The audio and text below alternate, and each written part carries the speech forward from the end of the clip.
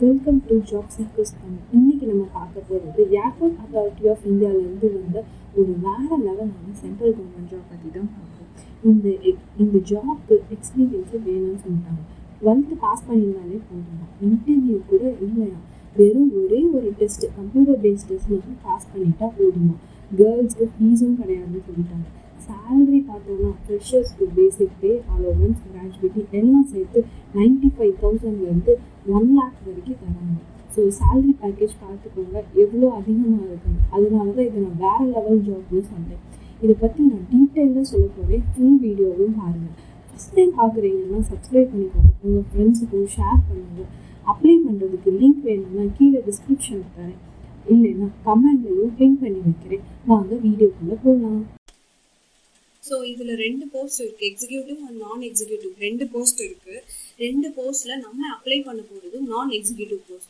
நான் எக்ஸிக்யூட்டிவ் போஸ்ட்டுக்கு already notification release பண்ணிட்டாங்க, அப்ளிகேஷனும் ஸ்டார்ட் பண்ணிட்டாங்க.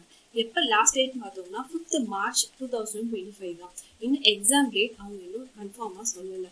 ஸோ அதுக்கப்புறம் இவங்களோட எஜுகேஷன் குவாலிஃபிகேஷன் பார்த்தோம்னா இது வந்து 10th பாஸ் பண்ணியிருக்கணும், கூடவே டிப்ளமோ டிகிரி முடிச்சிருக்கணும்னு சொல்கிறாங்க.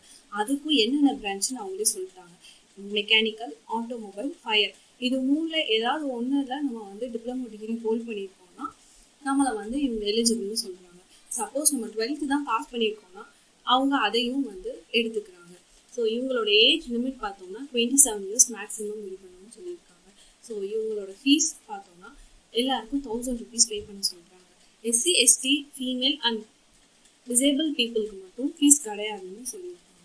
ஸோ இவங்களுக்கு வந்து ஒரே ஒரு கம்ப்யூட்டர் பேஸ்ட் டெஸ்ட் மட்டும்தான், அதை நம்ம கிளியர் பண்ணிட்டாலே அடுத்த லெவலுக்கு நம்ம போயிடுவோம்.